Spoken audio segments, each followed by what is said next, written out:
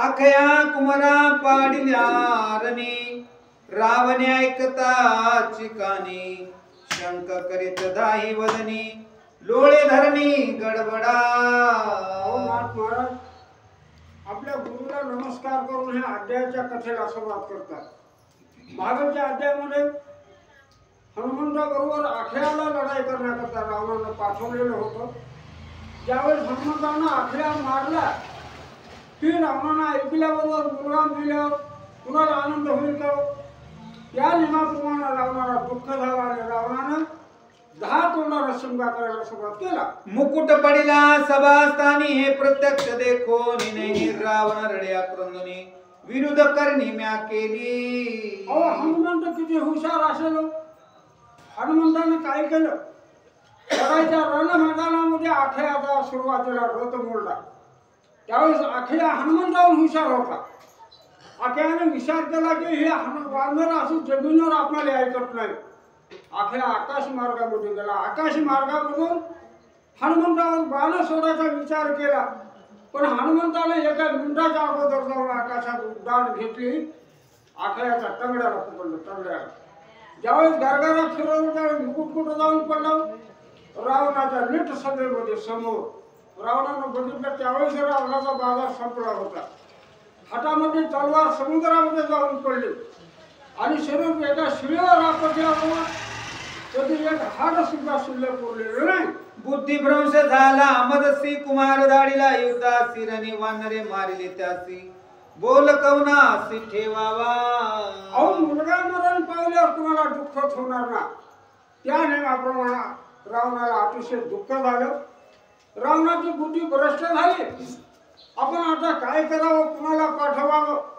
मी हाकला माझ्या मुलाला का पाठवलं असेल असा मनाच्या ठिकाणी विचार करू लागल्यावर माझे जे का शोकवन ते मज झाले शोकस्थान कपिने लंके घालोनी खान पुत्र निधान तेने नेले। दुःखामध्ये रावणाने विचार काय करायला केला की अशोक वन ह्याला नाव काय पडलं?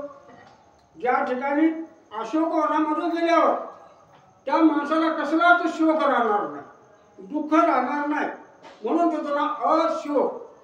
त्या अशोक वन नसून आज माझा मुलगा ज्या वनामध्ये मेला की आज मला दुःख शोक ही माझ्या डोळ्यानं बघायला मिळालं अशा दुःखामध्ये रावण म्हणू लागल्यावर आम्हा अवघ्या देखता जान दे आमाजी घालो निखान क्या नेला निज निदान नागवन मजाली। आणि एवढा मी विचारवान असताना, एवढा बुद्धिवान असताना, बरं माझ्यापासून दुसरे प्रधान सेनापती असताना माझी बुद्धी भ्रष्ट झाली म्हणून मी काय केलं? अखेळ्याला पाठवलं आणि त्या वानरानं अखेळ्याचा काटा काढला। आता मी काय करावं म्हणून दुःखात म्हणू लागला। नोय त्याची चोरी मारी हनुमान नोय पै खानोरी लाज लावणी आमची श्री अखया मारी पुरुषार्थ। विचार केल्यावर बरोबर आहे तो। हनुमंताने काही कुठला कपट केलं का नाही, कुठली चोरी केली का नाही, कुठला अपघात केला का नाही? ज्यावेळेस माझा मुलगा आमने सामने लढायला गेला त्यावेळेस हनुमंतानं लपून छपून त्याला मारलं नाही, त्याला आमने सामने मारलं। खरोखर वानर असून सामर्थ्यवान आहे असं आपल्या मनाला ठरवायला सुरुवात केली। कुंडलिकावरधारी विठ्ठल श्री ज्ञानदेव तुकाराम सीता कांत स्वामी जय जय राम महारुद्र हनुमान की जय। अवघे बोलती प्रधान मुचे पुत्र पाडिले जान स्वय संपादी रावण श्रेष्ठ मरण संग्रामी। रावण ज्यावेळेस दुःख करू लागला, 10 तोंडानं राजा रावणाचा सुरुवात झाला त्यावेळेस समोर बसलेले प्रधान रावणाला काय म्हणतात?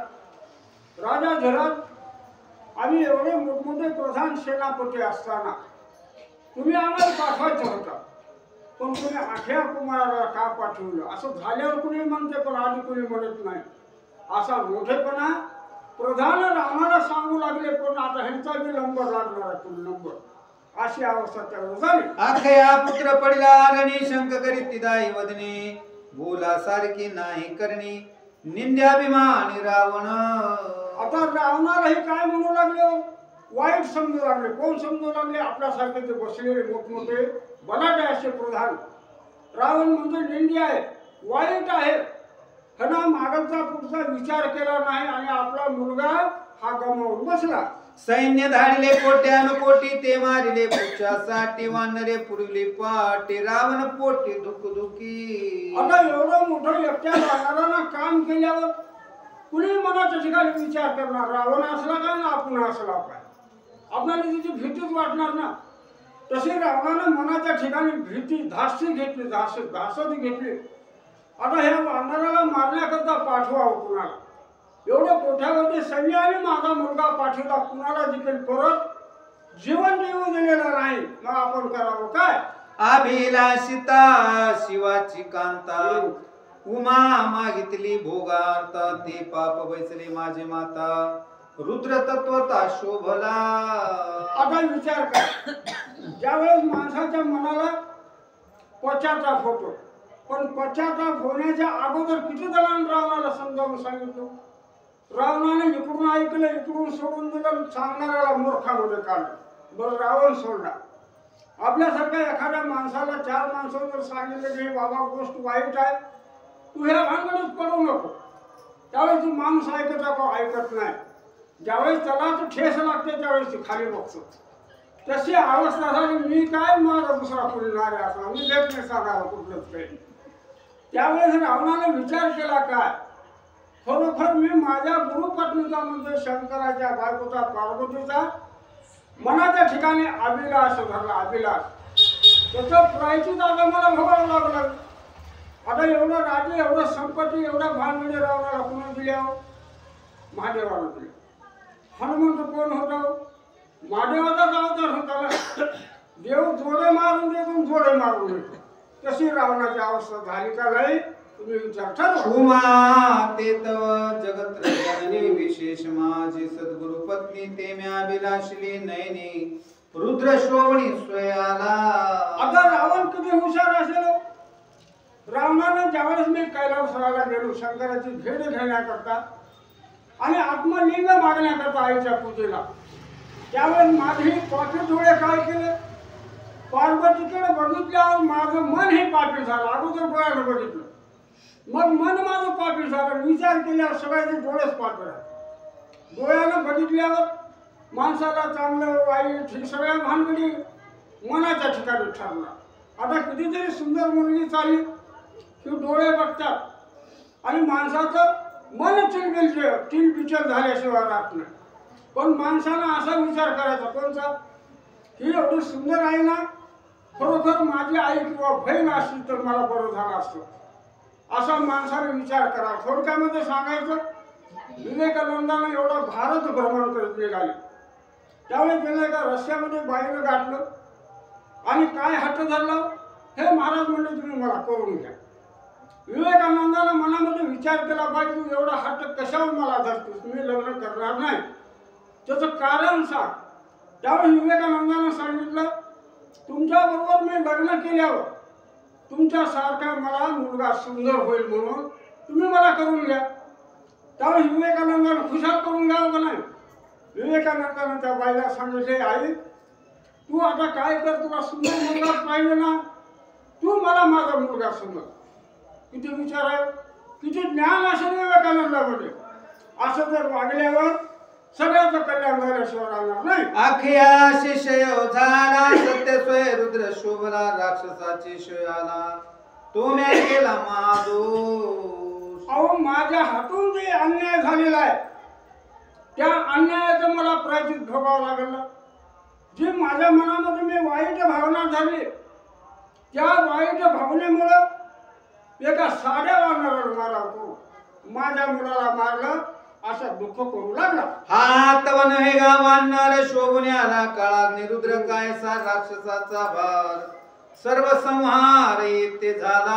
आता विचार करत असताना रावणानं पक्क मनामध्ये काय ठरवलं ही साधं सुद्धा वानर नाही म्हणले ही काळ क्रतांत किंवा रुद्र म्हणल्यानंतर कोण आला शंकरच आला ना. ही माझं सगळं पापाची झडती घेण्याकरता वानर आलं. कोट्यावधी राक्षस मारले एवढ्यावर न थांबता माझा आख्या नावाचा मुलगा सुद्धा मारून टाकला. जो जो धाडीला शोकणी तो तो पाडीला काळाचे वदनी आता धाडीला नवचे कोणी रावण म्हणी विचारी अहो जेवढे काही मी वीर प्रधान पाठवले, प्रधानाचे मुलं पाठवले, पुन्हा बनकर मारले, एवढे सगळे मारून माझ्या मुलाला पाठवले. तर एकाला देखील बोंब सांगण्याकरता परत येऊ दिलं नाही. एवढ्या संकटामध्ये आता ह्या वानराला मारण्याकरता, पकडण्याकरता कुणाला पाठवा असा विचार करू लागले. अखयाचे कवरासी धाडिताने आणि काशी मीच जाईन संग्रामासी कास सरसी तेने केली. आता हे आखयाचा सूड घ्यायचा आणि त्या वानराला मारायचं. साधा सुद्धा वीर पाठवून बघून काही जमलं नाही म्हणजे त्याला मारण्याकरता दुसरा वीर मला दिसत नाही सामर्थ्यवान. मग आपण काय करावं? आपणच त्या वानराला मारण्याकरता 2 हात बघावे म्हणून त्यानं लगेच उठला. कोण? रावण उठला आणि शस्त्रास्त्र घेऊन सज्ज व्हायच्या तयारीला लागल्यावर म्या वानर मारिल्या पाटी लंका निर्मुक्त संकटी वानरे मज मारिल्या पाटी सीता गोरटी निर्मुक्त. अहो रावण हुशार होता. रावणानं मनाच्या ठिकाणी काय ठरवलं? मी एवढा बलाढ्य आहे, मी जर गेलो लढाईच्या रण मैदानावर कोणाबरोबर? साध्या माकडाबरोबर. त्याला कोण मोठेपणा दिलं? पण रावणानं मनाच्या ठिकाणी वानर मोठा समजला. मोठा मी लढाई करत असताना वानराला जर मारलं तर माझी 3 लोकांमध्ये कीर्ती झाल्याशिवाय राहणार नाही. एवढं माझं ही कुळ आहे ना, ही सगळं वाचल्याशिवाय राहणार नाही. एक काम होईल म्हणजे. दुसरं काम, मला जर वानरानं मारलं तर सीतेची पिढाच गेली. सीता ही निर्मुक्त झाल्याशिवाय राहणार नाही. लाज लागली रावणासी न सांगताची कोणासी अंगी बांधले कवचासी संग्रामासी निघाला. आता रावण आपापल्या मनालाच बुट खाऊन घ्याला. आपलेच बुट आपणच खाऊन घ्याला. त्याच्या मनाला लाज वाटली आणि लढाईला जायचं ठरवलं. लगेच उठला. अंगामध्ये चिंतच रावणानं घातलं. लढाईचं साहित्य घेण्याच्या तयारीला रावण लागल्यावर ऐसे ऐकताच काणींद्रजिता लागत बजोनी रावणा ते नमस्कारुनी सिंहासनी बैसविला. आता हे रावण लढायला निघाला. मग कुणा प्रधानानं, सेनापतीनं, कुणा सेवकांना सांगितलं. कुणाला? रावणाचा जो ज्येष्ठ मुलगा होता इंद्रजित. इंद्रजित हे नाव का पाडलं? 33 कोटी देवाच्या राजाला इंद्राला हे बांधून आणलं होतं. म्हणून हे मेघ नाव पूर्वीचं जन्म नाव त्याला बांधून इंद्राला आणल्यामुळे त्याला इंद्रजित पडलं. एवढा सामर्थ्यवान इंद्रजित